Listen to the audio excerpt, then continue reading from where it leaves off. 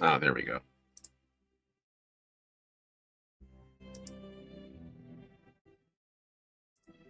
Pardon? Silly stuff like this and not capture the windows correctly. Always happens. Hello. Hello, everyone. Oh yeah, my audio's okay. Yeah, we're fine.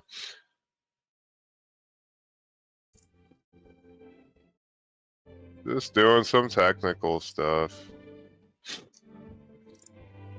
That's how you all know this is a real stream, because if it wasn't a real stream, we wouldn't be dealing with technical stuff. Ain't that the truth?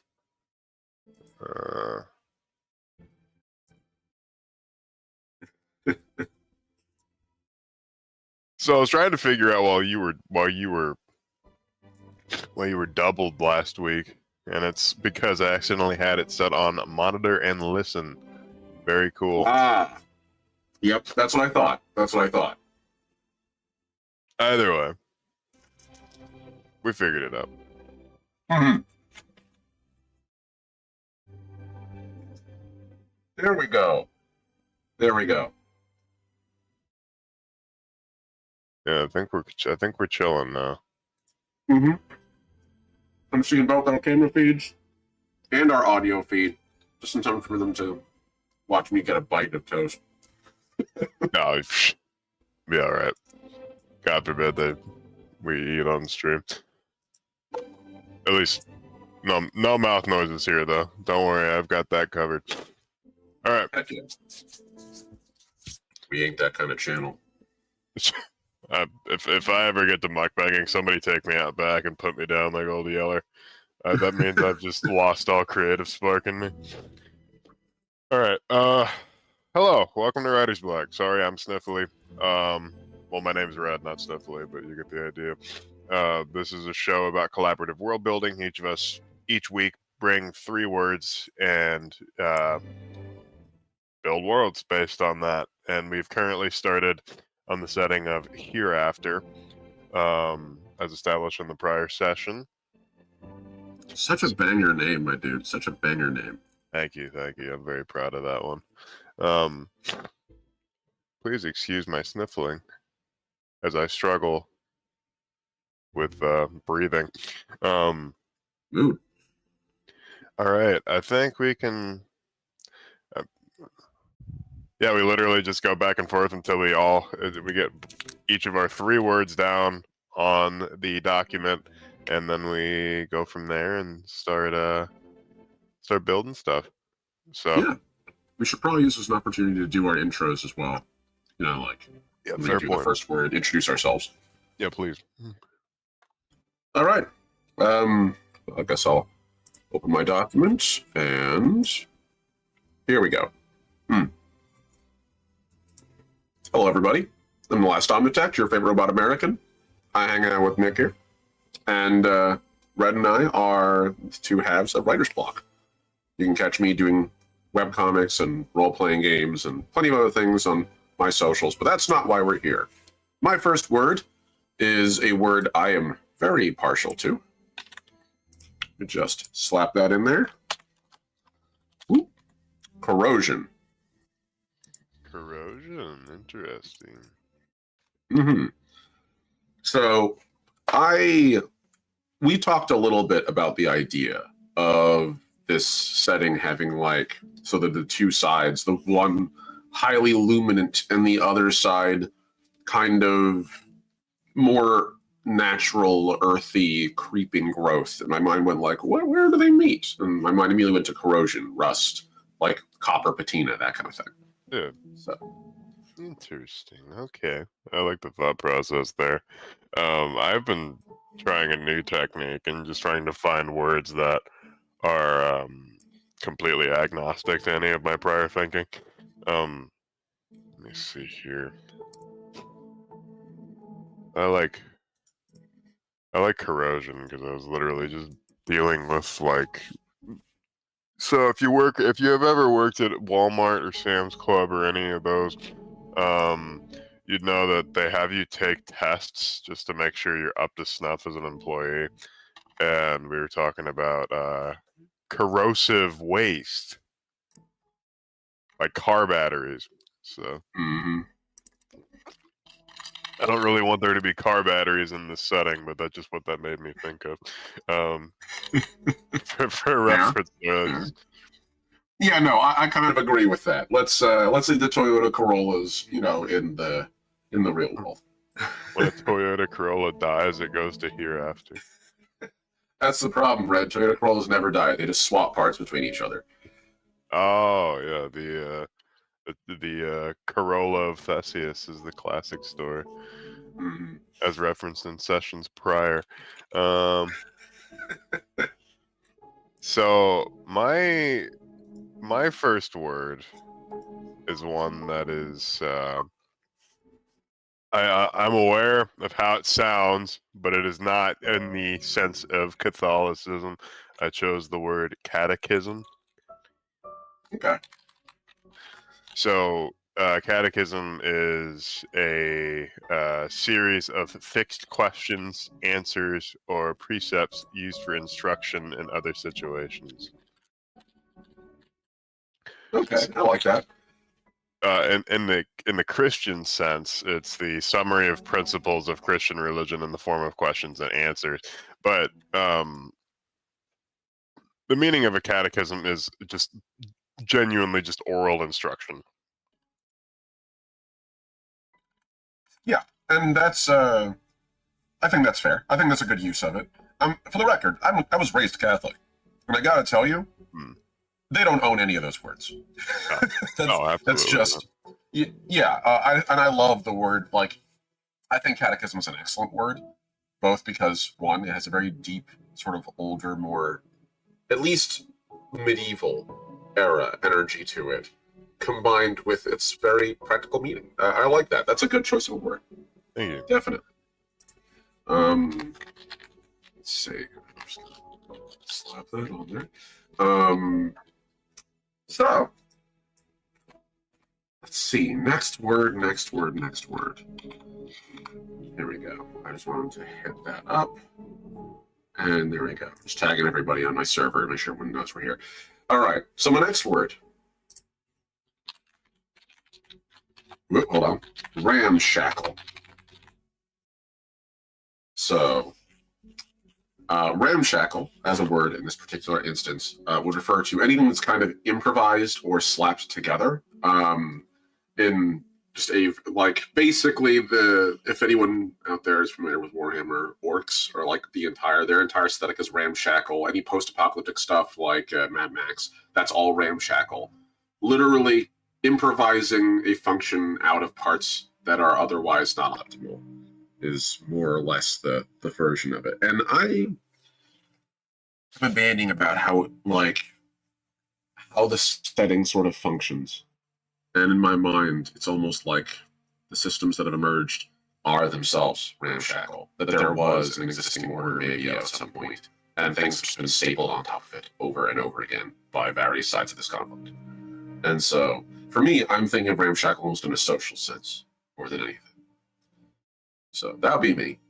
What about you? Okay. No, I like your thinking there, because it's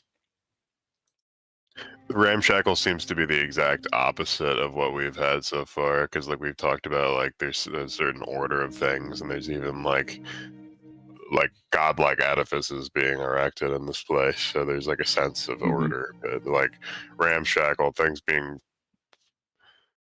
being sort of thrown together is an interesting sort of oxymoronic disposition.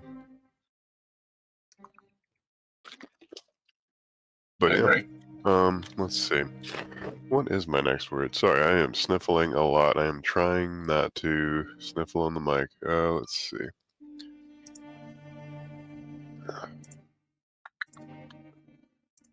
My other word is written down here somewhere. Oh yeah, here we go.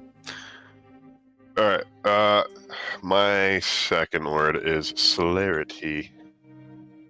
Ooh, celerity. I haven't heard that word in a hot minute. That's an excellent word. Celerity is just the swiftness of movement. So it's a bit of an archaic literary term, but that's okay. I mean, so essentially, my thinking there was not sort of like, oh, this is just, oh, somebody's really fast, you know, with great celerity. It's more so, it's like how I was sort of thinking, what would move fast, in the sense of like a place that doesn't have any sort of time measurement scaled. Like things erode and like go away over time. Or maybe they don't even erode. Maybe nothing erodes here. Maybe things just are, you know, like I'm just wondering, how fast do things move in the sense that, in our world as a dialogue, you know, things erode, That's things fair. wear away, and that takes, especially things like stone mountains, you know, they take thousands upon thousands, if not, you know, like tens of thousands, hundreds of thousands of years to erode. And it's just like, well, what is the time of which things like that even occur, if they do, in hereafter? That's fair. I like that. The sort of geological pace of things is a topic that's not often broached. I think it definitely should be broached more often in settings, especially settings that are not tied to the same sense of mortality. Um, Also, on top of that, I would be remiss if I didn't mention that I don't recognize that word from a specific spell that a certain wizard cast, not infrequently in our D&D campaign Oh with yeah. Eric. Good stuff. Good callback. I like that. This is a reminder to everyone: if you haven't heard of Covet Syndicate, go hunt it down. It's actually pretty awesome. Yeah. So we have celerity. Let's go with my final word then. All right. My final word is a little strange because I've been busting out all these big words. Then I bust this out. Crew. Okay. So, we've talked a lot about the grandiose scale, and we should still do so. But I think it's also important for us to find a place for smaller levels of people. Not just the grand scale of things, but also how do people, specifically people or small groups of people, fit into this setting. Mm-hmm. And I think that's sort of a good idea. So, like, D&D has adventuring parties, World of Darkness has their, various, like, gangs and stuff that you can run around with, covens, cabals, what have you. What's that for this? What does that look like? You know, I'm really glad you brought up this word, because I've been reading the Dark Tower series, and Stephen King calls the group. There's a force in the universe called Ka. Have you read the Dark Tower? I have not read the Dark Tower, but I'm familiar enough with it where this is Okay. very familiar. So, yeah. Stephen King, despite his eccentricities in his writing, is a good writer. But there's a force of energy in the gunslinger's world called Ka, and it is, he sums it up in a more like urbanized way whenever he starts meeting the rest of his crew, quote unquote, that it's the cosmic wheel. Whatever goes around comes around. And within Ka, there is something called a Katet, which is a group of people bound by Ka, in order to achieve some sort of thing. It's not exactly known. It's similar to karma in that concept, but I just liked the word katet as a way to describe the party, quote unquote, or his posse, rather than just like, oh, it's a posse because it's a Western style fantasy. It's like, no, Right. it's a katet because this is what the main character believes is the cosmic force of the universe, and I was like, that's cool. Stephen King's always very good at making his own internal systems and structures. He is. Like there's a lot of goofy stuff he's written over the years. Mine immediately flips over to Maximum Overdrive, but as an overall, like as a writer, he's very good at keeping internal consistency in his settings, and that's always something to be lauded. Which is absolutely bizarre because I don't know if you knew this about King, but he is not a plotting writer. He is a seat of the pants writer. He does not like plot anything in advance. He just goes. Yeah, no, I was well aware of that because he even mentioned at one point, like, literally, he wrote an entire book, blasted out of his mind on drugs, didn't even realize he wrote it until he woke up one day out of his bender and was like, oh, there's a whole manuscript here on my desk. And then he writes things like The Stand that have 23 different characters. Like, Yeah. I mean, yeah, but I could go on about King. He's definitely I wouldn't call him like one of those authors where it's like her breasts bounced boobily, but he's also very horny. He is. He really is. No, he's a good writer. So some of his stuff is of its time, of course. But like, if you Oh, go yeah. into a lot of his older works, you know, with the idea that yeah, it's of its time, that you'll have a better time. I mean, try cracking open Lord of the Rings and being like, oh, everything in here upsets me. And it's like, yeah, of course it's going to upset you. It's a different. Anyway, I could go into that, but there's no point. Because the argument, like my final word, is perpetual. Okay, smooth. I see what you did there. Clever. Thank you. Okay. Like Stephen King, I'm often by the seat of my pants when it comes to my cleverness. So few and far between. So perpetual. I'm thinking, well, yeah, with the speed of things moving, with the certain like instruction by something of what to do in the setting after you arrive here. I was like, well, what are things that have always been versus things that are currently happening? What's the word I'm looking for? Things that have been there long before souls began to inhabit this place. Like, so that kind of flies along with celerity as well, in the sense that it's just like, are there mountains here that have been here for so long that they have literally just been rounded down into foothills? Like that's the kind of thing that I'm thinking. Or do those processes even happen? If so, what is here? What will always be here, other than the obvious things? Right. I like that, actually. It's interesting. My mentality seems to be like starting to whittle down towards like microcosms of the setting. And your mentality seems to be honing in on the structure, which is like, but we're just approaching it from different angles. So like, Yeah.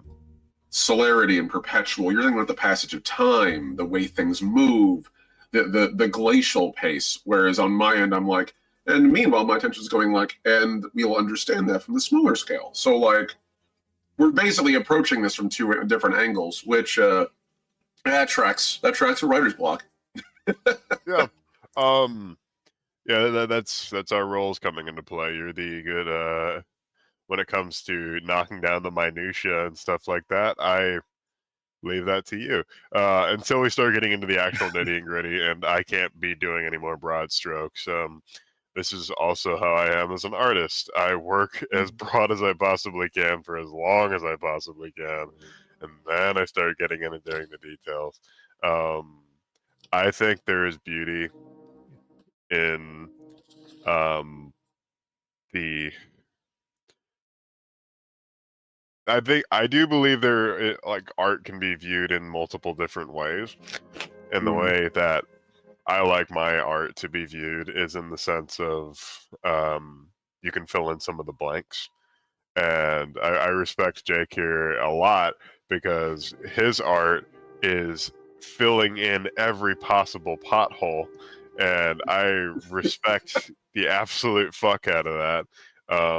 It's just that sort of thing can get exhausting for me. So this is why it's so nice to have a team when it comes to writing stuff. Like, because from what I understand, unless I've misinterpreted somewhere in these last 3 years, Jake's specialty is literally working on the nice little niche pockets of the world and making it feel lived in, you know, while I do the I got my nice 2-inch fucking brush and I'm going across the canvas over and over again. Yeah, no, absolutely. We're two different sides of Bob Ross. You're the guy who's painting the mountains and the trees, and I'm the happy. You're the guy who's painting the mountains and the sky, and I'm happy little trees. That's me. I might have a larger scope of what I've worked on. I always do, but like I always try to enter in from ground level, and you tend to enter in from above. And there's no wrong way to do it. Ask anybody who's ever gone through a national forest by either walking through it or by parachuting over it. They're both completely valid ways to enjoy a forest, as long as you land correctly. So that's sort of our goal here, right? Yeah. All right. I actually like these. I think this is a great place to start. So I'm gonna hand it over to you in terms of choosing which of these words did you want to start with? Which of these concepts did you want to start digging into?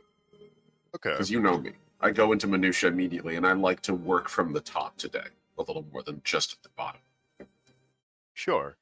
I did want to say for folks watching, if you wanted to submit a word, we had time to get to it today, we would be more than happy to add that to our conversation. So if you have any words, any burning inquiries, we like single word prompts, multiple word prompts, questions are okay too. Just wanted to give you that heads up in advance before we jump really deep into our current words here. Let me blow my nose real quick. That means perks of working on streaming. We can turn off your ability to hear us as opposed to in person. So yeah, no kidding. God, I love having cats and being allergic to them. Let's see. God, that's mood. Okay. So I'm doing that thing that we were doing in prior seasons where I've been taking two words and combining them and being like, okay. So what can we slap together here? Corrosion and celerity keep like jumping out at me as like going together. Interesting. So the speed at which things are degrading. So, or degrading rather. Actually, I think I was right the first time. Anyway, not awake enough to give a shit. So I think we're past the first 5 minutes of the video. We're good. We're good. Yes, we're absolutely past the first 5 minutes. I'm thinking of the towers, but I kind of want to move further away from that.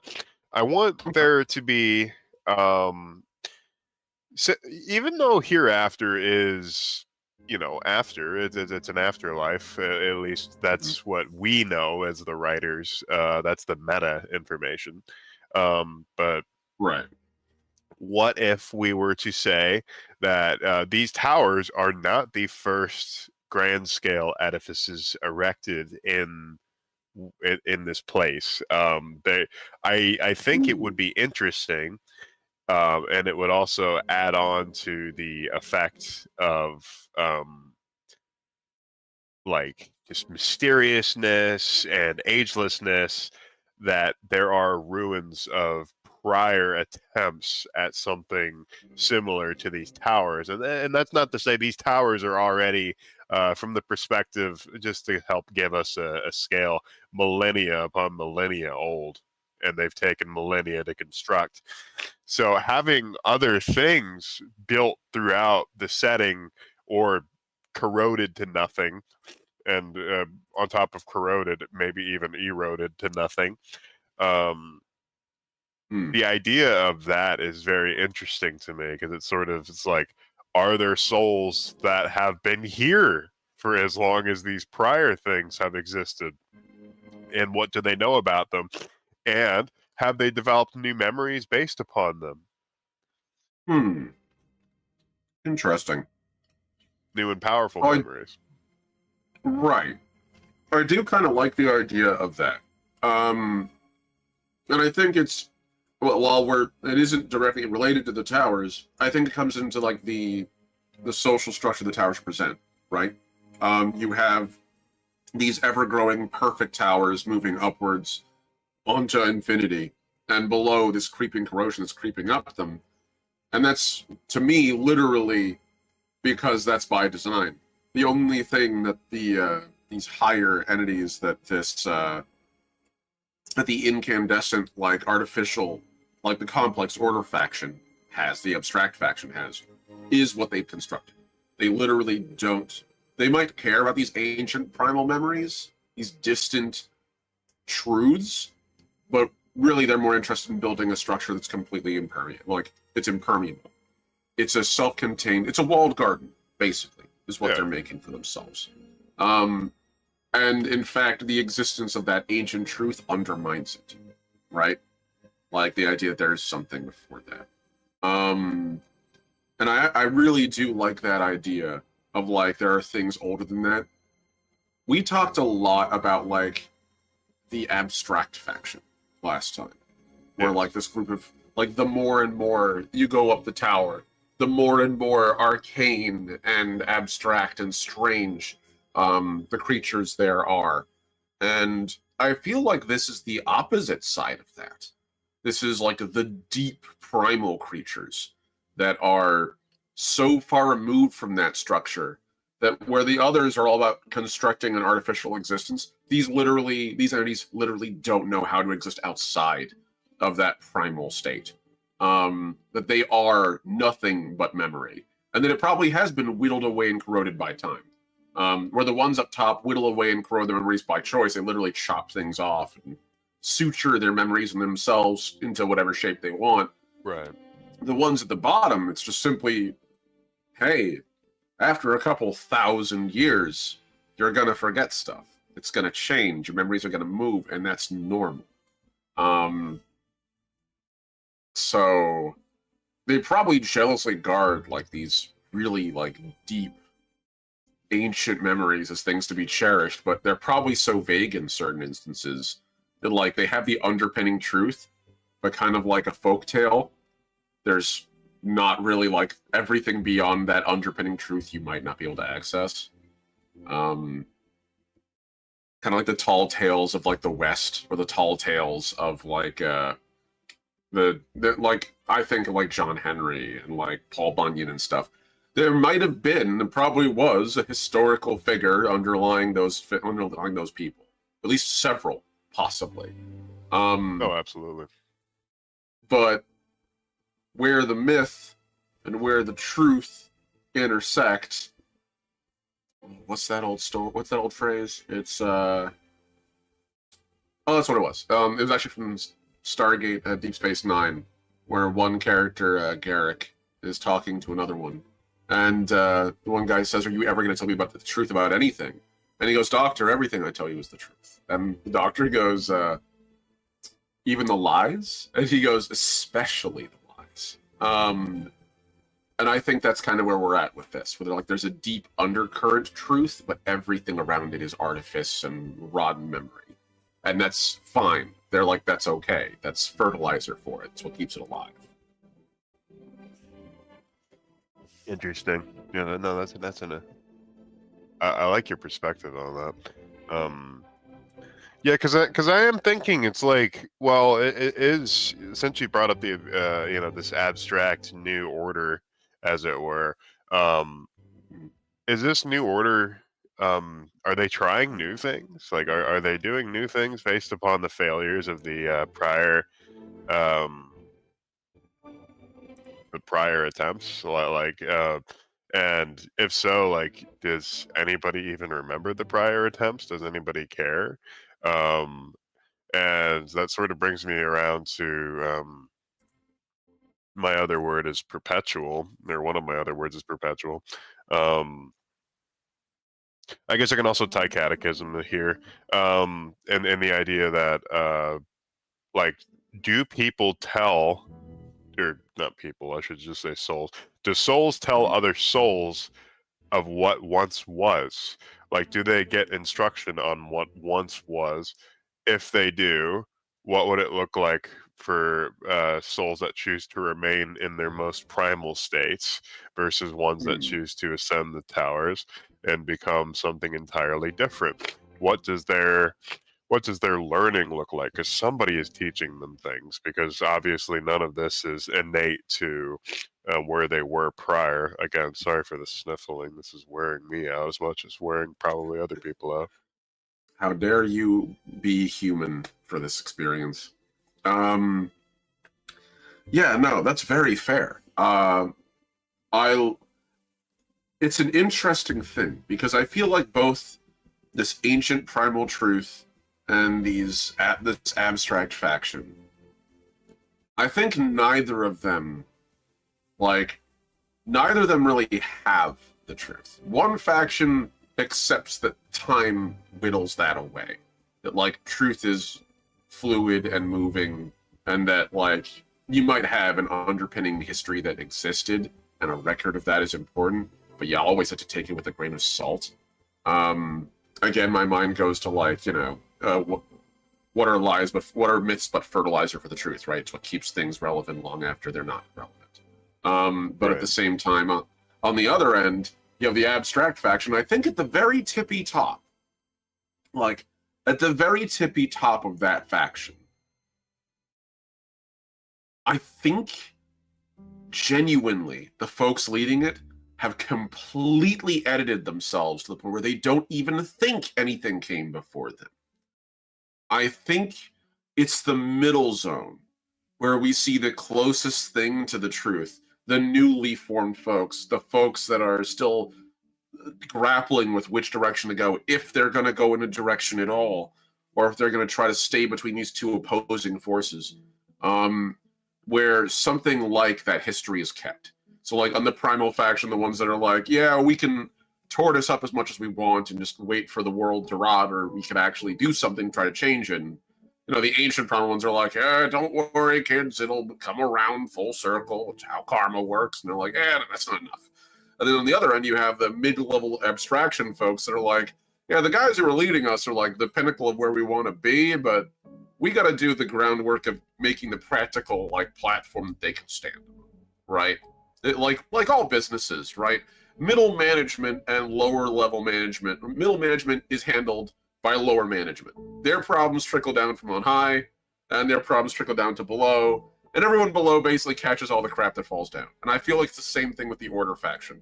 The crazy, eccentric insanity at the top is whittled down to practical action at the lower rungs of the Order faction.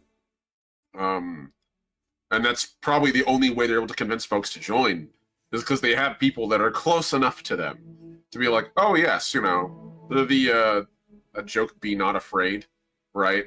Which like apparently it translates closer to like, please stop screaming, it's fine. Which I think is hilarious. Where it's, yeah, they're definitely not normal humans, or I should say fresh souls anymore, and they're definitely warped and twisted, but they're not so warped and twisted they can't empathize or engage with something that's not like them.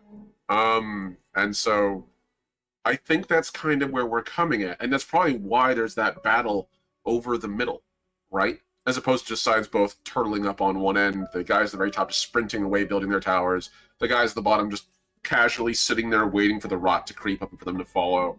Like, no, there's an active battle over the middle ground, because that's where the functional truths of the world exist still. The actionable ones, I think. Yeah, because I was sort of thinking, like, what does conflict look like in this setting? Are there wars? Is there a war brewing? And with such questions, always follows the unfortunate question of what does death look like? And it's like, well, as it seems, how would a soul perish in this realm if they can? And I don't think it's so much the idea of when you're dead and you're gone. I think whenever somebody is seriously damaged or wounded, they start hemorrhaging their memories until they're nothing but a husk. And husks can be wounded, sickly things that can not retain. I like to imagine that death isn't a thing in this setting. Something far worse than death exists, an Mhm. existence of nothing. It's sort of a comatose-like state to where you are so wounded that your vessel can no longer retain memories. Mhm. So you are literally just a husk. You are a babbling husk that has no personality, no prior experiences, no ability to speak, and you're lucky to be able to retain even a single memory, let alone many. So I think that for such reasons, most avoid conflict. Mhm. Because nobody wants to end up like that, and the people at the very bottom, I'd imagine, are like that. They're like the little poop golems from what's that fucking movie? The one where they go to hell, basically. It's the claymation one. Oh, okay, yeah, I know which one you're talking about. I can't remember the name of it, but I know exactly what you're talking about. Um, The little oh hair and god, poop golems. I remember. The Yes, I remember exactly. Horrifying, horrifying, beautiful but horrifying film. Way more horrifying than I can suck down. I'll admit.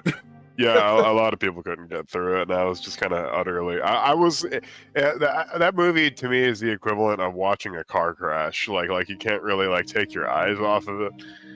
You just Yeah, want to kind of see where it goes and how it goes. I think it's literally like it's what it's that movie is literally like what people think Lynch was. Like that's the caricature of what Lynch is. Like in terms of crazy, over the top, horrifying imagery.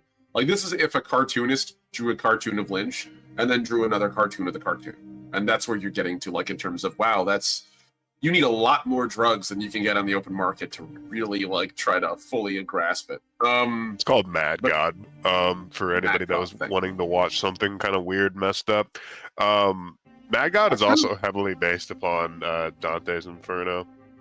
Yeah. It very clearly has like the tiers and the structure, and it's literally a tale that you have to go through it. You can't leave. Um, Yes. in a way, I kind of like the idea. So my mind goes to like I love the idea of like these wounded souls bleeding their memories. But they're still vessels. They can't be truly destroyed. And over time, I like the idea that they might heal. But as they heal, it's not that it's them anymore, right? We're talking about losing your memories, and also I would say losing aspects of your personality, like losing yourself, literally. Right. And so I think the way that they heal is literally like you get, you're just a babbling automaton or servitor, or just like literally non-moving, non-functional for like an extended period of time until you naturally start forming new memories.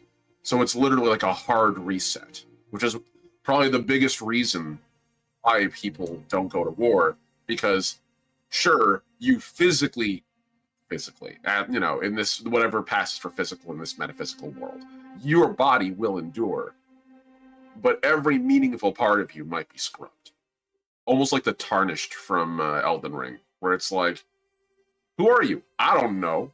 I'm a corpse. I woke up in a pile of corpses. I just happen to have a slightly shinier shield and a functional sword, and everyone else is trying to kill me. I'm still figuring that out. And like you go through it eventually, like, oh, okay, so slowly learning more about the world. And I figure it's that same sort of thing. So like, yeah, I agree. I think that's probably what the function of like that primal truth is when husks fall down there slowly. It's almost like a nursery for like fungus or for like ferns. As you stay down there, you regrow, reknit, and you just naturally start becoming something again. Just not what you were.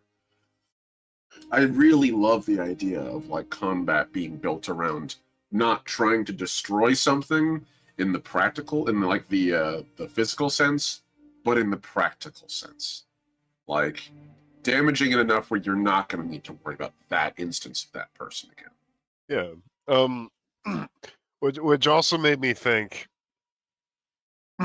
This also ties into Ramshackle, because Mhm. you were talking about like maybe these husks heal eventually, and then what are they? They're ramshackled, slapped together memories of other beings thus making them an entirely new person.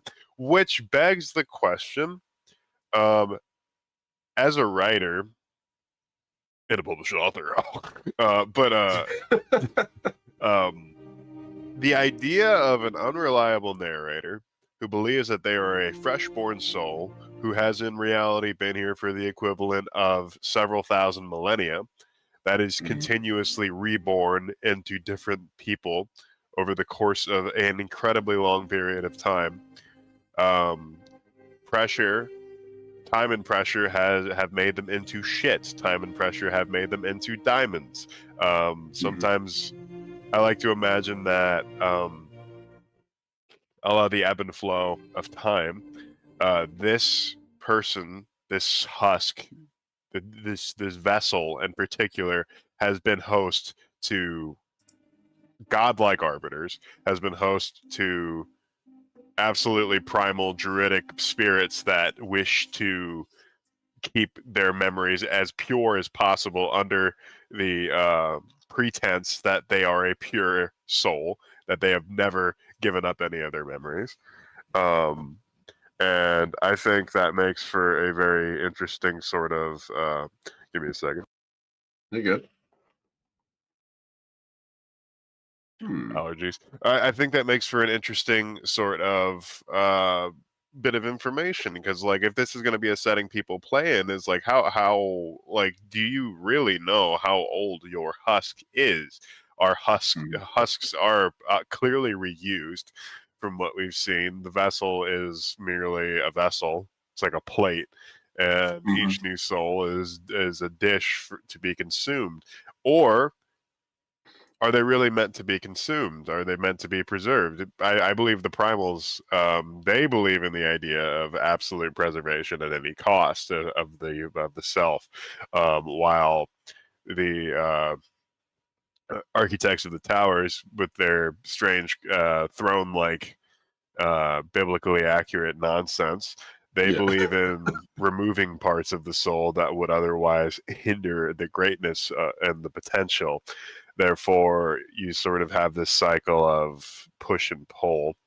And I absolutely love the concept of memory vampires, the sorts of people that like they don't actively participate in war, but they do go out of their way to sabotage others' souls to collect their memories. So they're not vampires in the sense that they literally suck out blood, but more so in the sense that they siphon energies from other souls, thus making their vessel much more powerful or full. Which also begs the question, how much can a vessel hold? To the point where are people making like phylactery like external vessels for themselves? I feel like that is the underpinning of the extreme ends of both sides, right? Because ultimately that's what these people are doing, what this whole setting is built around. Where do people eventually fall?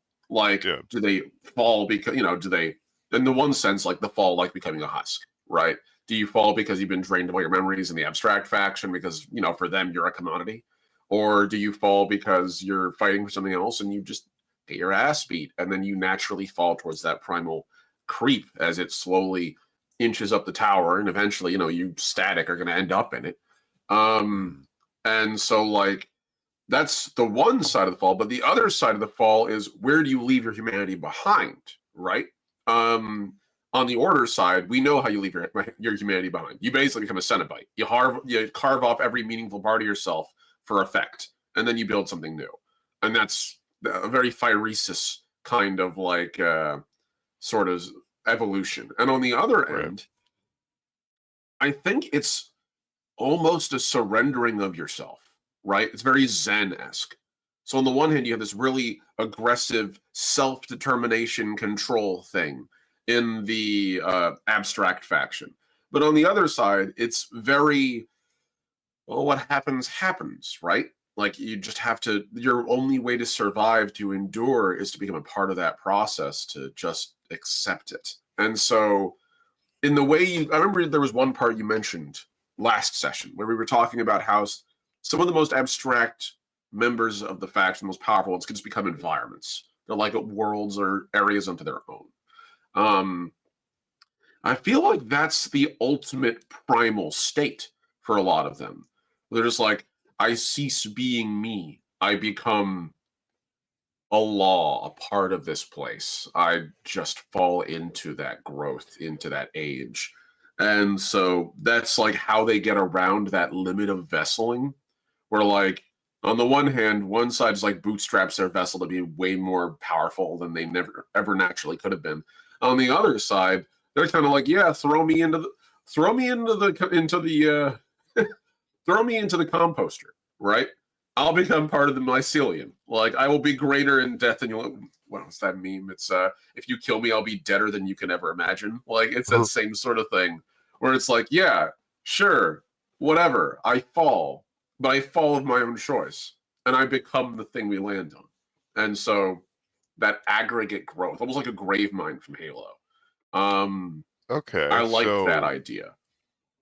Yeah, that's interesting because that means that both sides have their way of preservation, as you were saying. Preservation being one manipulating the vessel, and the other just allowing themselves to be absorbed into a large, greater vessel. I mean, they might even become part of the environment. They might infuse themselves into a tree. They might infuse themselves into an entire forest. It depends how powerful and the purity of the soul that was henceforth absorbed and what have you. And I think that makes for an interesting sort of take on it, because we have one side that's more genetic, sorceress, and like natural. Your mic is doing something weird there. Is it? There we go. It's better. I don't know what that was. That was weird. Don't worry about it. Continue. Repeat that last sentence and we're good. Yeah. On one hand, the primal aspect is more innate. Like they stick with absolutely what they were in life, and what they are in death is also what they were in life, and if not, to serve an even greater purpose. That being said, to leak out your memories is to, I wonder if the primal have a thing where vessels get far too full of memories from developing even more as they enter Hereafter. The actual name of the place undetermined. Yes. But I'm also thinking, what if they have a ritual that's literally just called like a form of bloodletting? This falls along the catechism once again. It's like, what are they instructed to do? It's like, I do believe that they're maybe not so much druids. I don't know if I like calling them druids. I like maybe like spirit tenders, something like that, or soul tenders, shepherds, something like that. That instruct their flock of souls to, okay, once you reach a certain threshold, you will feel it. It will be a feeling like having to urinate. Like it'll just be an innate known feeling that you just have. You do need to take this divining tool, basically, like, you have to lance yourself, like you have to drain yourself, and the idea is maybe they all contribute to a community pool.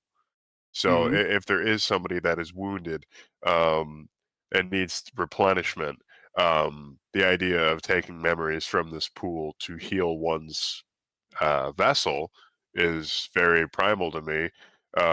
Meanwhile, instead of worrying about healing the vessel, the architects, the grand architects, and whatever have you, they just manipulate the vessel. They change the vessel rather than being what's the word I'm looking for? Shackled to it, I suppose. They change their shapes rather than having to deal with the shape. I like that. My mind sort of goes, when you mentioned Blood Buddy, my mind had the image of like a larger pool or like a lake.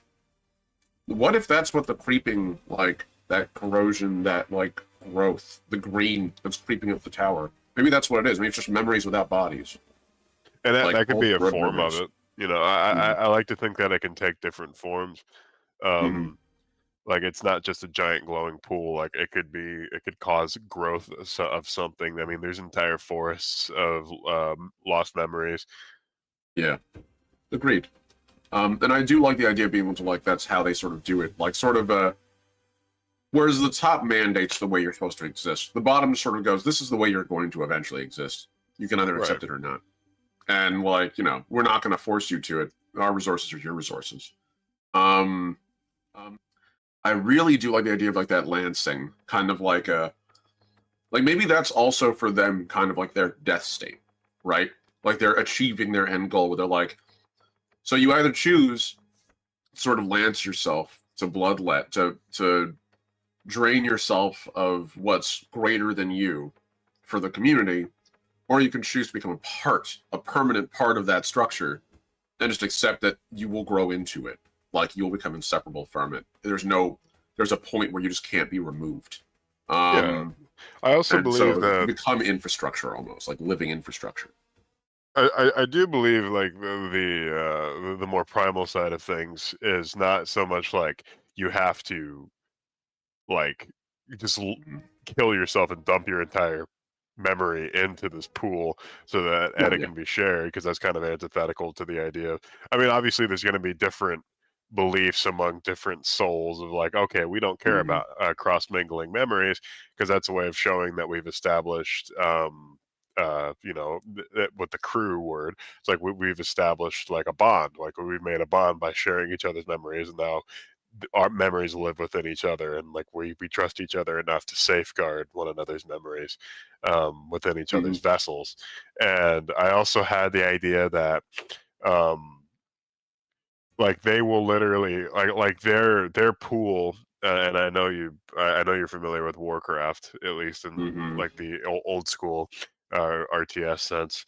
um the Quel'Drai have the Sunwell, and like entirely everything that they do is based upon the Sunwell. Their magic, their powers, their life literally is reliant upon this well and this ginormous fonts of magic.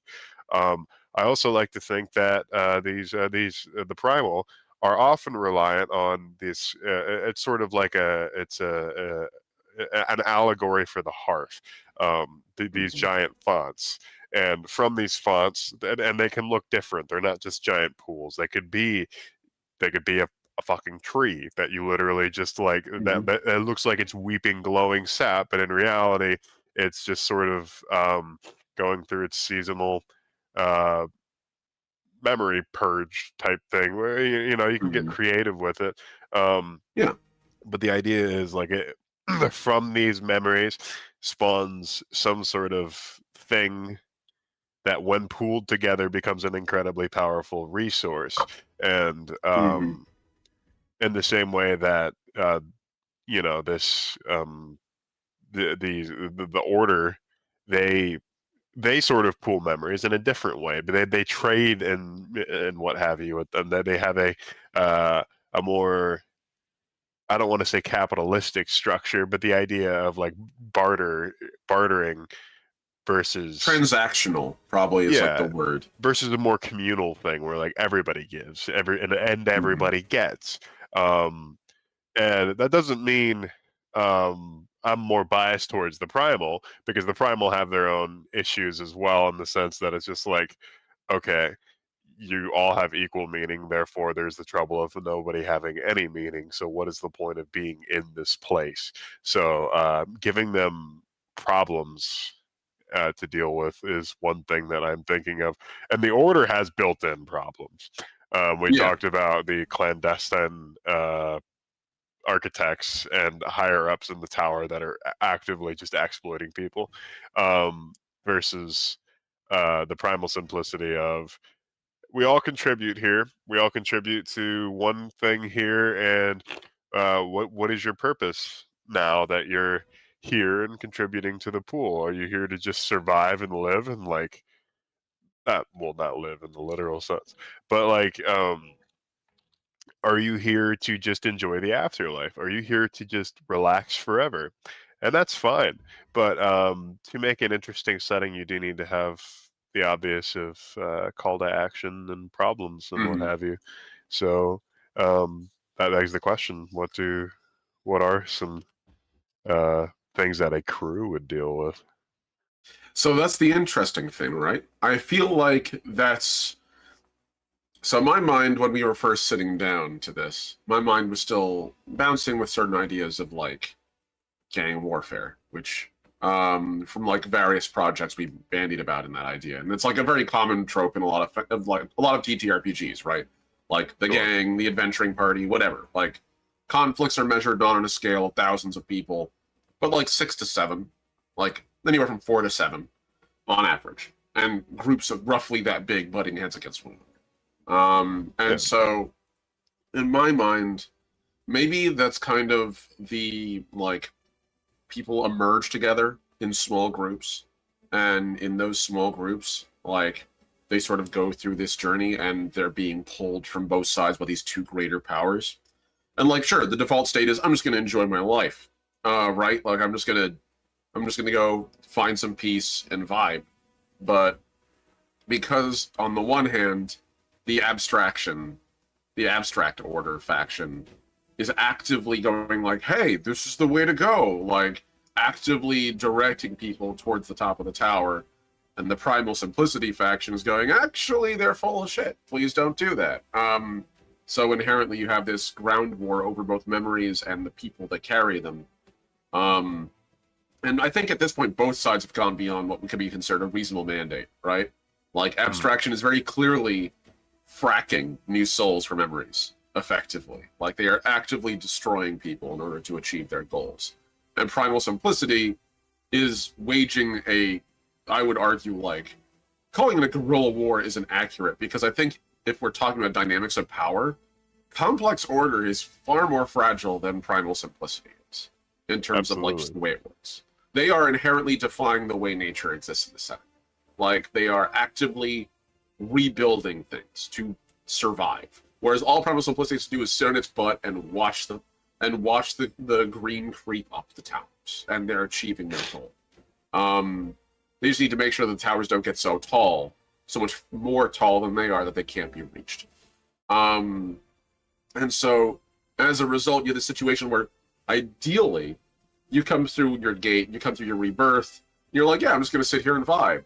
But if you sit here and vibe, either you're going to get grabbed by the guys in Complex Order, or Primal Simplicity is going to race up the tower and blast past you. So everyone has to migrate upwards, whether they like it or not. Unless, you want to become one with the goo mind. Like, right? Right. You want to fall into the fungus, into the mind fungus. So we've kind of covered corrosion, we've covered catechism, ramshackle. We talked about that. Celerity, passage of time, and stuff like that. We sort of touched on crew and what is perpetual. So we've kind of talked on the idea that like even husks are perpetual. Vessels. Here's the question: can a vessel be destroyed? Like, can it truly ever be destroyed, or is it simply in the sense of like the Greek gods? Like, you can have every part of you just dismembered and cut to pieces, but if it ever is reassembled, you're good to go. That's such a good question. Oh Because man. I don't, because the idea of like just being completely dismembered into pieces and being put together back like a puzzle is kind of goofy to me. But I Mhm. also like the sort of alienness of it for the setting of being like, here, party, your quest is to find the pieces of uh, Macacius the Elder and put him back together. I like the idea that maybe not like I do like the idea of putting something like literally back together, but maybe it's kind of like because we talk about the abstraction of it, right? Like, Right. all combat is about bleeding people their memories and their self. Like, you can you can only damage the physical form, and it repairs like naturally. I agree. I'm not so sure I like the idea of like, because in my mind that gets me like the idea of like grab an arm, grab a leg, grab a head, and Mr. Potato Head something back together again. Like, That to me gives very like, depending on what we're talking about, either like almost goofy like Hellboy 2 in the Golden Army vibes of like, you know, corpses crawling to rebuild themselves, or on the other end you have like the imagery of like, you know, Thing from the Addams Family, which is like an animated hand.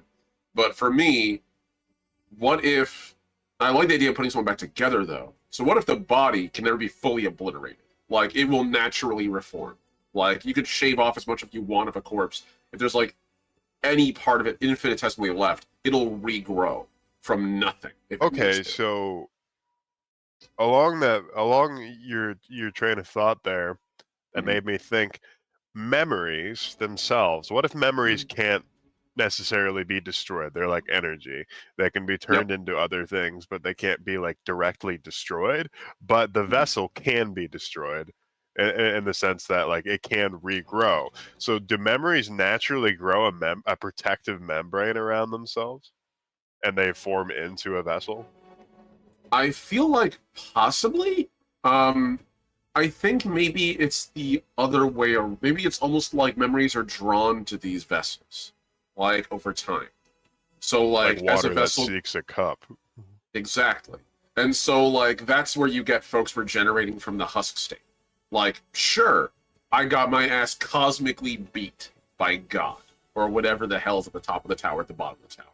And now I'm just sitting here as like a withered husk. Insert like, you know, me at 4 a.m. meme with like the super like dried out face. Yeah. But then a couple thousand years go by, memory naturally begins to consolidate into you. You naturally begin to grow your own memories. You know, even if it's as simple as like existing near someone else walking by you talking, and that's a moment that sticks in your head that other memories start gravitating onto. And then by the time you're done, a whole new person is there, a whole new entity is there in that same little vessel. So I'm not sure memories necessarily have a protective membrane, but I believe like water, they flowed along a path of least resistance, and they gather in vessels with time. Which is probably why new people are so valuable in the setting as well. Beyond carrying a bunch of fresh memories, it's the only way new vessels enter this place. Vessels can't be created. They can be modified. They can be just corporated to a degree. But once they enter this space, they're eternal. They cannot be created. They cannot be obliterated. They will always re-exist. So if you're talking about a memory storage system, that's it. That's the best way. And so it's an increasing amount of resources over time. But resources that can be devalued temporarily, but never destroyed. Which begs the Maybe, question. go ahead, yeah. As writers and authors, goes without saying, probably going to break that rule. Oh yeah, of course. 100%. And in prior talking, we already kind of have, Yeah. which I find interesting. And I think there are grand architects, and I think there are like very incredibly powerful primal spirits that Mhm. are attempting to find a way to create a new vessel, and a way to sort of make armies. And we've talked about Mhm. constructs made of memories, but like, are they souls? Are they completely artificial and abstract simulacra? But also the idea of, instead of that, what if there's sort of like a like a courtesan style of soul, that their whole purpose is to hold on to really, really valuable, strong, powerful memories, and their Mhm. whole thing is, your job is to just hold on to these things and be safe, and also just enjoy the afterlife, have all of the pleasures. You did it. You did your part. And they're just gonna strip you down until you're just the vessel. Um, unless you find ways to constantly get yourself a new source of incoming memories, which involves some foul play, I'd imagine. Um, which it contributes more to the conflict, I think. Hmm. But yeah. I like that. I like that a lot, actually. My mind immediately went to there's a VIP on the field, protect or just literally like I got the Call of Duty / Counter-Strike meme of just VIP identified on the field, and Yeah. that's what these courtesans are like, and maybe for some of them they get to enjoy everything, but also they're very heavily sought after on both sides, right? Yeah. My mind is playing around with the idea that maybe the personality itself is somehow imbued to a degree into the vessel, like like a core personality, which adds a bit of risk as well to because they have to be maintained, they cannot be destroyed, like no matter what. That's like the seed that they grow around, and then all the other memories can flow out and leave, but there's that core kernel of what they are. A little bit, like enough where someone's obliterated and they come back, they might have totally different memories, have many ways of different personality, but there's that underpinning, I recognize you moment you can have. So yeah, I think that's a really great idea. So the vessels themselves are just a base of their personality. So the vessel is the personality. The memories are what influence that personality. Is that what you're kind of? Yeah, I mean, it's the debate that everyone's had 1,000 times, right? Nature versus nurture, and it always comes down to it's both, right? It's really what it is. It's both. Absolutely. You can have two identical twins with literally the same genetic structure at birth, and just various physical experiences can affect your genetic structure and will affect your personality. Like someone with the exact same personality as another person in different circumstances will tend or trend in totally different directions given their environment. And so, I'm not even sure you want to have the whole personality. I'm not against the idea of that. But just the seed of that person, the starting point, and then the memories that fill them can't change them. Dare I say the literally keywords of the person? I like that. Yes. If But we're going by TTRPG mechanics, which those of you who watch a stream know, eventually we do start dabbling in them. That feels like the starting point. Yes. You choose one or two words, and maybe that's another thing that we talked about. As people get more and more powerful, they get more and more incandescent. They become more and more perfected. Until they reach that perfect state. And so as a result, maybe as you become more incandescent, you can retain more of those keywords when you die, or if you're obliterated.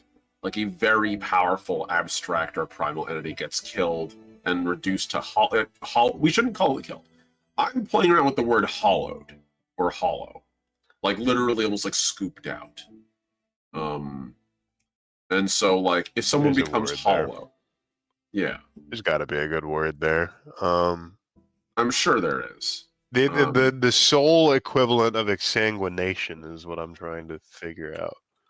Right. Which is why for now I'm gonna use the word hollow, but the second you have a better word, please throw it at me. So someone is reduced to the state of being hollow. The more powerful, the more incandescent you become, the more of your personality is baked into that form. And so no matter what, your vessel will retain those traits. I feel to deal with the most dangerous vessels, most dangerous people in this setting, because people are looking, these highest powers and the lowest entities are looking for ways to destroy things. And I'm not sure they found any yet. But I think the best thing they can do is just imprison a vessel. Keep it, if memories flow towards a vessel, like water towards an empty cup, then the solution is put the cup on a shelf and put it behind glass, right? Keep it as far away from that as possible. And that's probably the best they can do. If we want to remove someone from the board, literally remove them from the board. Put them, Magic the Gathering mechanic, exile them, right? Sure. Put them in a room as far from everyone else, where they won't retain memories, they won't gather memories, be locked away. Because we don't know how to really kill them. It's very much like an Evangelion thing in my head, where like they find the giant freaking alien from space, and the best thing they can do is crucify it 1,000,000 times to a giant cross underground as far away from everyone else as possible, because they literally just don't have an idea of how to kill it in any meaningful way. They don't know how to make it die. I can see your mind is turning. Yeah. Looking for those words. I've always liked the word hemorrhage. But hemorrhage is a synonym for bleeding, essentially. So it's not like complete loss of I like hollow right now, because like the only thing I could think of is like shell or husk, and that's not very I think there's I think there are euphemisms in the world for not death, but loss of memory, loss of self. And ego death is the obvious thing. I don't think that's fair. Ego death is completely different than just having your memories hemorrhaged from yourself. I think to have one's chalice emptied is a term, because a lot of it has to do with like superfluous things. The memories are superfluous in the sense that let me make sure I'm using that word right so I don't sound like a complete fucking idiot. Okay.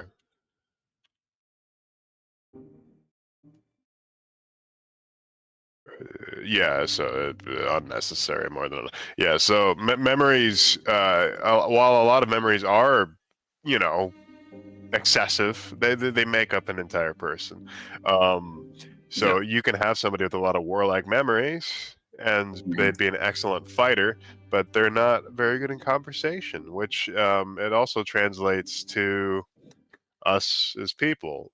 When we deprive ourselves of certain human experiences, we tend to lack empathy or the ability to sort of understand those things. Meanwhile, what have we been honing?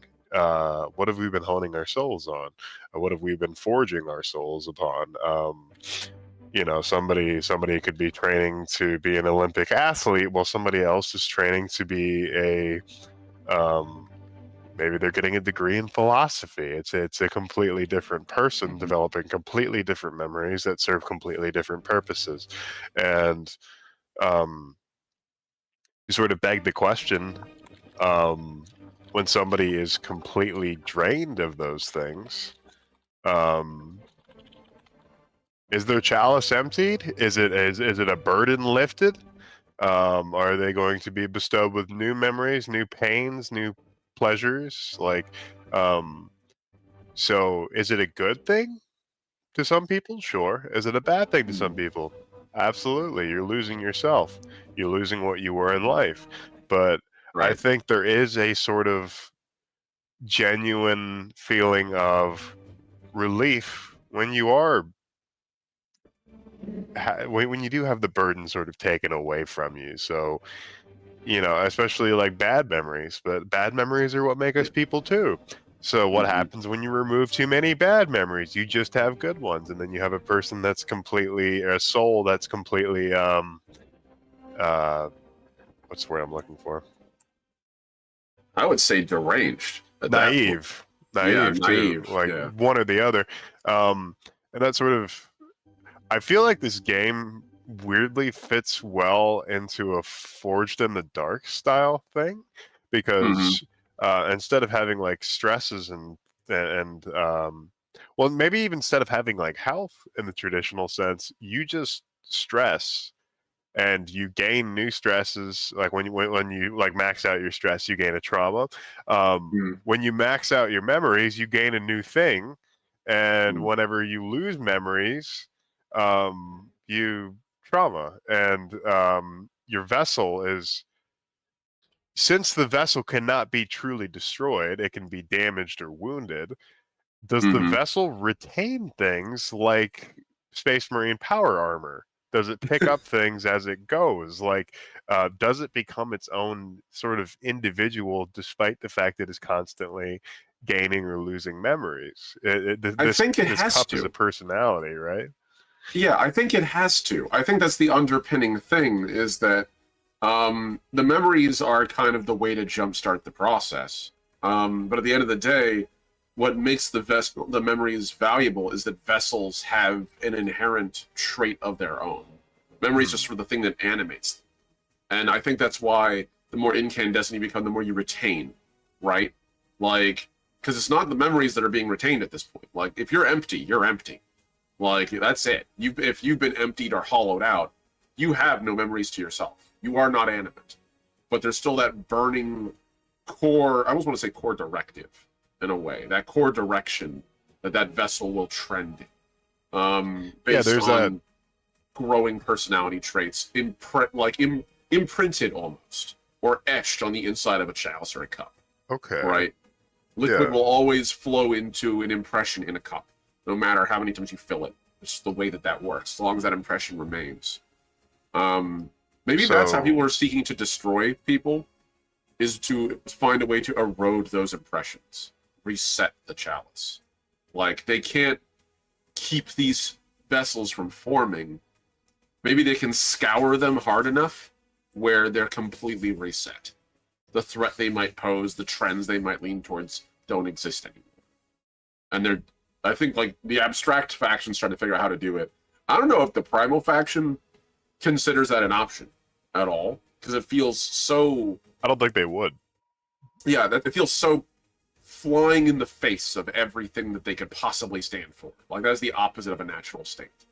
I do like the idea that the primal faction has this terrifying ability to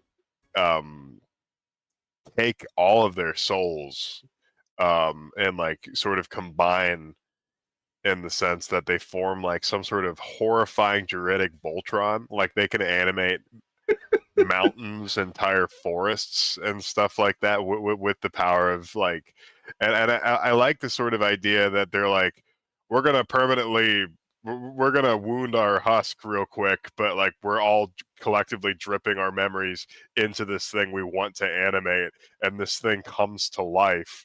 And but I what is the I purpose almost behind that? hate to bring it up, Yeah. but it so perfectly dovetails with what you're Oh talking my about. god. Which one is it? Um, Is it Dinotopia? Is it no, Mortal Engines? no, I don't think Okay. I've ever brought this up with you. Okay. So probably the most underrated, not great version, like movie in Marvels, in all of Marvels, the MCU, Yeah. was the Eternals, and with good reason. It wasn't a terrible film. I watched it. I thought it was fine. But it's very forgettable in a lot of ways. And I but forgot there's about it until you said. everyone does. Everyone's like, oh yeah, literally. I could be like, hey, you ever watch the Eternals? I'm like, the fuck is that? And I'm like, it's that MCU movie that came out in the I third remember the phase. trailers. Like that. Yeah, That's what I remember. that's what everyone remembers. And then I'm like, do you remember watching? They're like, no, because most of them didn't, and the ones that did, they don't remember. But there's a Yeah. concept from the Eternals where basically the Eternals, when you mentioned Druidic Voltron, my mind went right there. There's this concept called the Unimind that exists in the comics too. And it's a stupid name, but the idea is literally, it is. Even in the comics and in the movie, they go like, it's a stupid name. Like, it was named in the 80s, they never changed it. But the idea is that the Eternals can literally sync their minds together to create this cosmic overmind that can achieve shit that they could never do. And so, like, basically, one Eternal sits at the helm of the Unimind, and basically, whatever their ability is gets charged beyond all reason. So, like, if you have the ability to command something, like psychically, and you sit at the helm of the Unimind, you can command gods to, like, literally just not live. Like, if you can move super fast, you can break the law, you can break, the speed of light. Like, crazy shit that shouldn't be possible.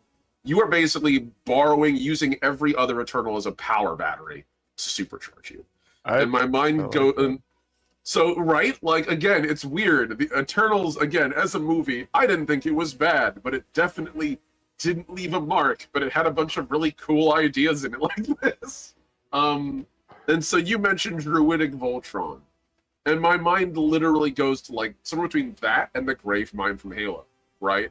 Yeah. Like, this thing it's basically Awa from Avatar. It's nature just stands up and says, fuck you.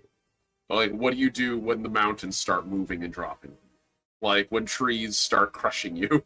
Like, I don't know, die? I guess. Like, it's not much, really.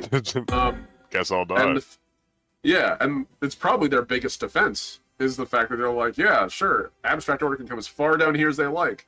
The further down they come out of their perfect little world they've made for themselves, the more they answer to us until we just don't give a damn. Whereas I feel it's the exact opposite side of that. So I like, on the order side, like, oh, the further primal forces come into our territory, yeah, we don't listen to nature anymore.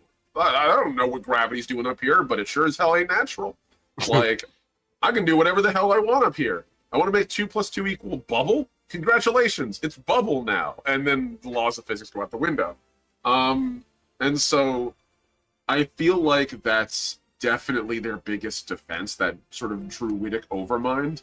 And maybe that's sort of their end state again. My mind goes to this very, like, karmic wheel, which, like, the whole point of the karmic wheel is you break it eventually. You go through karma over and over again. You literally are reborn into the cycle of dharma and karma until eventually you've matured enough, become self-aware enough, become freed from your wants and needs enough to just go, cool, and literally obliterate yourself and become one with the universe, because you reach that state where it's like, I did it. I won life. I'm eternal. And you're just gone. Like, Dr. Manhattan just goes. Yeah, exactly. Do it! Karma. And, that's literally what it is. I figure on the extreme primal end of it, where it's like, yeah, I've become this great entity because I have achieved all I want. This is what I'm willing to do. I am completely selfless. But as a result, you've completely obliterated yourself, in a way. Or your vessel is at this point so inextricably tied to this form, it's damn near unrecoverable. And so, yeah, no, I very much like that. So that's our 2 extreme sides' greatest weapons. Yeah. You have, like, abstraction is literally like, we're working on a way to scour you clean. Like, whatever personality traits you have, screw you. Reset. Hard reboot. Throw your corpse into the ground in the middle. And whoever knows what you'll become next, but it sure as hell wasn't what you were. And on the other side, it's, oh yeah, we're just going to take your vessel and slap you into the God Voltron. And, like, you're just not coming out. Like, you're in there now. That's you. Although I suspect that's not a forcible thing. I suspect that's a willful thing. Like, it has to be... Maybe that's how they imprison them. Oh, that's messed up. Like... if inside the Megazord, Rita Repulse is being held in a fucking tin can. Like, basically what we're looking at there. So, I like that idea, though. That's a very intriguing concept. Like, yeah, I'm also thinking, like, we're a little past the hour-and-a-half mark, so I think we should have. I'm gonna wrap up this thought and pose one more. Sure. I was thinking, since we have, like, 2 primary clear factions, there has to be a lot of things in between, because obviously the existence of these 2 factions and them sort of believing in different things and doing different things. I think a lot of, not maybe not a vast majority, but I think a lot of souls just don't care, and they just want to rest. But I think to pose the idea of, yeah, they're a druidic, they can make druidic Voltron type things. I also sort of, man, I had a thought about this, and like sort of like I imagined it more like how the Selesnya Guild animates like the V2 Ghazi, in the way Walk that me like, through that because I know very little about Selesnya. okay, so the Mont Selesnya, which is like the actual world soul of Ravnica, Okay.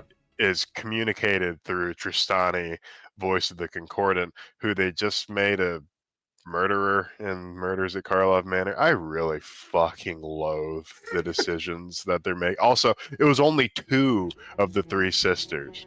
Yeah, Right. whatever. Anyway, You're not upset about that at all, are you, Red? I just don't get the point. It's just Okay. fucking stupid. I know that's like, oh, I'm a magic boomer now. It's like, yeah, I've been playing for 10 years now. Almost. No, yeah, 2025. I've been playing this game for 10 years. The story decisions they continue to make are clearly, they don't care as much about the story. Hopefully they'll fix that with this supposed like Magic the Gathering cinematic universe they're working on. Yeah, I don't know how that. I don't have a lot of faith in that. Unless they You know, retell I, Magic story from the I'm, I'm, get-go. I'm just gonna say, when you start making those types of settings, there's 2 ways to handle it. Either you go Marvel and go everything lasts forever, or you go DC and every 5 years you kill everything and make everything meaningful again. So, but anyway, continue. Continue to your point because I know you were going somewhere with Celestia Worldwide. Yeah, so yeah, I got off on a tangent there. The Magic the Gathering stream will happen another time. Don't you worry. We will get that. Oh god, yeah, we. I could sit down and talk about Magic Story all day, but I won't. Not this stream. So the idea that I've never really been into the fantasy of druidism and stuff like that because it's highly what's the word I'm looking for? It's highly fantasized and sort of taken away from the original roots of druidism, which is a Celtic religion, based Right. upon like elders and stuff like that. So I it's not so much like I transform into an animal. It's like, congratulations, you bought into the D&D definition of what it means to be a druid. Not the actual spiritual religious side of things. About, it's not about preserving nature, it's about preserving the conclave. And the reason I bring that up is because Selesnya is that. Selesnya is a civilization. It is a group of people. It is a conclave. It is called a conclave for a reason. And not only do they take great interest in preserving the conclave, nature happens to be a major part of the conclave. Therefore, it must also be protected. So let's think about these shepherds, these soul shepherds, in the perspective of they have a greater purpose or they don't. And their greater purpose could be as simple as, I want to keep this forest of souls alive because it needs nourishment. I must summon the soul rain in order to do that. And there's other druids, quote unquote, that just serve their souls. They're literally like, we got this group of other people encroaching, and they're building things. They're doing their own thing. They're being very hedonistic. I think a lot of souls can just be downright hostile. Like they died and they came here, and their souls were literally just hell bent on destroying things. Obviously nobody's just a natural born killer, but at the same time, your memories and your experiences can shape you into something that's that has difficulty dealing with the idea of tranquility and peace. So that begs the question. It's just like, yeah, we're making these primal folks seem very peaceful and nice, but if we want to tap upon original druidism, fiercely territorial. Fiercely so. They have their areas, they have their communes, and they have their conclaves, and they're going to protect them at any cost. Hence why I brought up the idea of the primal Voltron is like they can and will destroy you, and in the sense that they will. There isn't death in the traditional sense, obviously, but they will very often attack souls, I think, and that get too close, or they pose a threat, and they'll use their memories to serve their rituals oftentimes. Because I like the grayness of all of the factions so far, or both of the factions so far, and I think there's obviously there's room to bury sub factions in these. Like, these are massive, broad factions that do one thing for sure, but there's obviously the idea of that they all have individualistic properties. So, and anyway, I'm saying things that I know that we already agree on. It's still important to revisit that, I think, and I agree. I 100% agree. Primal simplicity, not like they're not like we think of like tree hugging druid, that kind of like we elves would never take a life, and you're like no, they will absolutely murder you. They will 100% murder you if you pose a threat to what they care about, and they will do so in the same way that a bear will savage you for getting near its cubs. It's nothing to do with a grand political stand and everything to do with survival. And they will survive, and you will not stop them from surviving. Yeah. I love that idea, actually. I agree. I definitely want both of these factions to be fierce and dangerous in a way. They are both contributing to a greater conflict, which means unless you want it to be a Gargamel and the Smurf situation, they both need to be able to fight. Yeah, what a reference. I mean, I can't think of any other thing. No, that is a fine enough reference. I wanted to pose an idea that because we were talking about it in the first session about like you were specifically saying like, oh well, like, do you remember D&D has this sort of multiplanar thing like the City of Sigil? I like the idea that there are extra dimensional beings that are trying to have influence over the realm, and I think the plain average soul does not know or absolutely does not care about other places, and like they are here to experience the afterlife, rest forever. So I think the idea of like this more so like secret thing going on behind the scenes would add some intrigue without sort of taking away from things. And I just wanted to be thinking about that sort of stuff going into the next episode, also when we start bringing on guests, because I feel like that's a great spot for them to sort of be like, okay, there's another place that does this, because we can have an infinitesimal that's the incorrect word. We can have that's the opposite of what I was saying.